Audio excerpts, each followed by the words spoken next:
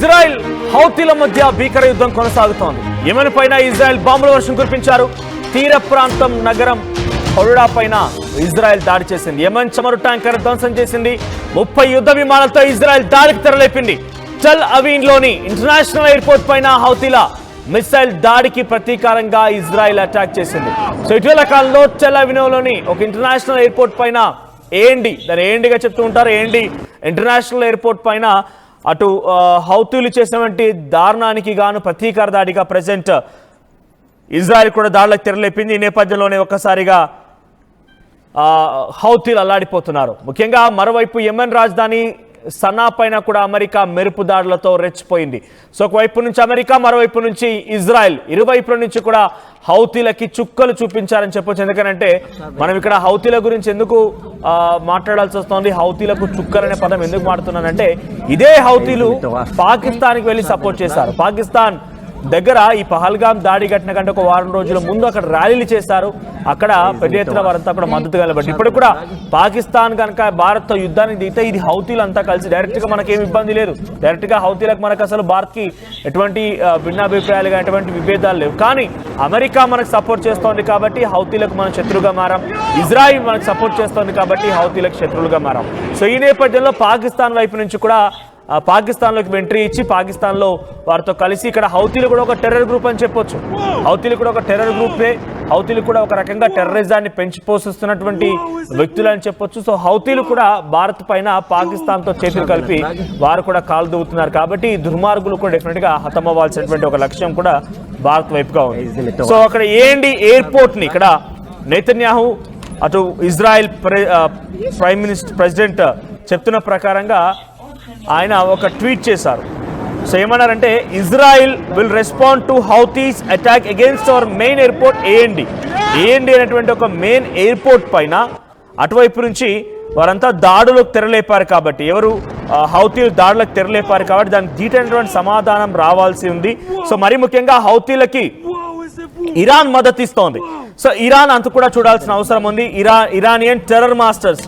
So at a place of our choosing to the Iranian terror masters, ఇరానియనే ఈ టెర్రరిజాన్ని పెంచి పోషిస్తోంది, హౌతీలకు మద్దతుగా నిలబడుతోంది. సో ఇరానియన్ని కూడా అంతమొందించాల్సిన అవసరం ఉందంటూ ఆయన ట్వీట్ చేశారు. అంతకంటే ముందు అమెరికా ప్రెసిడెంట్ డొనాల్డ్ ట్రంప్ కూడా ఒక ట్వీట్ చేశారు. Let nobody be fooled, the 100 of attacks being made by Houthis, the sinister mobsters and thugs based in Yemen.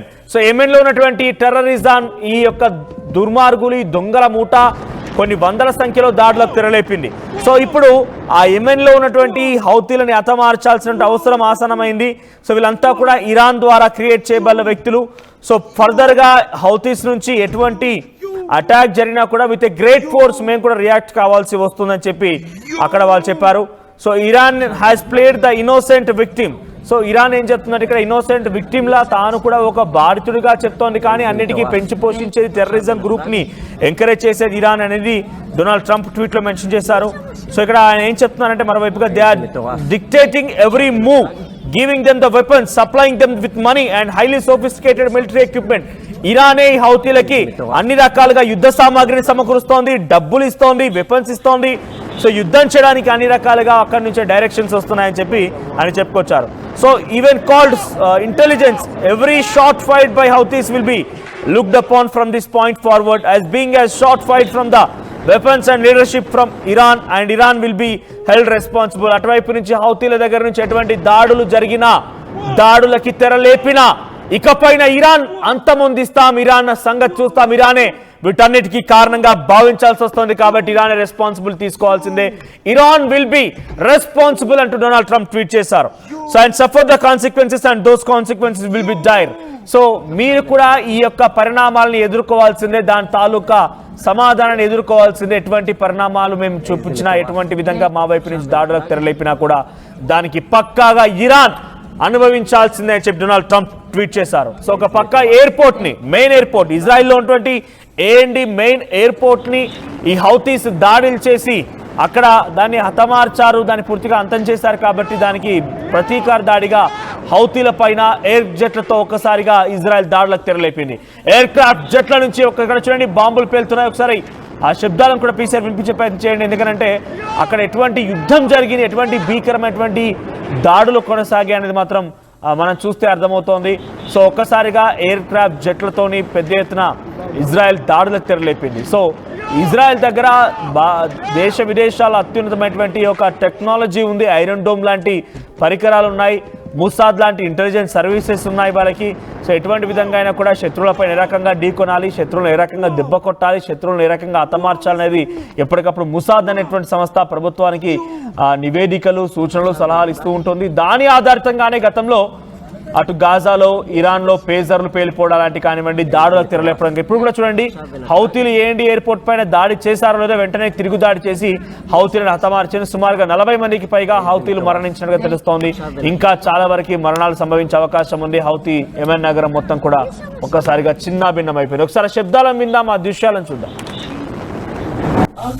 אז יש עוד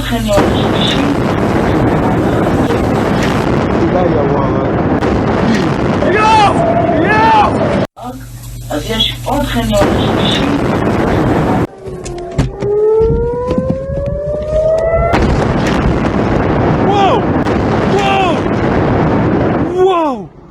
עכשיו בנתב"ג? יש שם משהו. איזה מטורף. עכשיו בנתב"ג? కేవలం ఇజ్రాయెల్ యెమెన్ పైనే కాదు, యెమెన్ తో పాటుగా లెబనాన్ అండ్ సిరియాల పైన కూడా దాడులకు తెరలేపింది. ఈ ప్రాంతాల్లో కూడా పెద్ద ఎత్తున భీకరంగా దాడులు కొనసాగుతున్నాయి. ఎయిర్ క్రాఫ్ట్ జెట్లతో ఎయిర్ మిసైల్స్ ప్రయోగిస్తోంది. పెద్ద ఎత్తున మిసైల్స్ యెమెన్ భూభాగాన్ని చీల్చుతున్నాయి. ప్రస్తుతం యెమెన్, లెబనాన్, సిరియాల పైన దాడులు చేస్తున్న నేపథ్యం ఇప్పటివరకు హౌతీలు సుమారుగా 54 మంది దుర్మరణ పాలని చెప్తున్నది. అక్కడ అఫీషియల్ ఇన్ఫర్మేషన్ ప్రకారంగా ఈ డాటా అంతోంది. మరి ముఖ్యంగా హెలికాప్టర్ల ద్వారా, జెట్స్ ద్వారా, ఎయిర్ ఫైటర్స్ ద్వారా, ఆర్టిలరీ పౌండ్స్ ద్వారా గాజా పైన ప్రతీకార దాడులకి తెరలేపుతోంది ఇజ్రాయెల్. ఏమాత్రం కూడా తగ్గడం లేదు. ఇజ్రాయెల్ దాడులకి గాజా, లెబనాన్, సిరియా, యెమెన్లో అల్లాడిపోతున్నాయి. ఈ ప్రాంతాల్లో పెద్ద ఎత్తున టెర్రరిజాన్ని పెంచి పోషించేటువంటి అవకాశం ఉంది.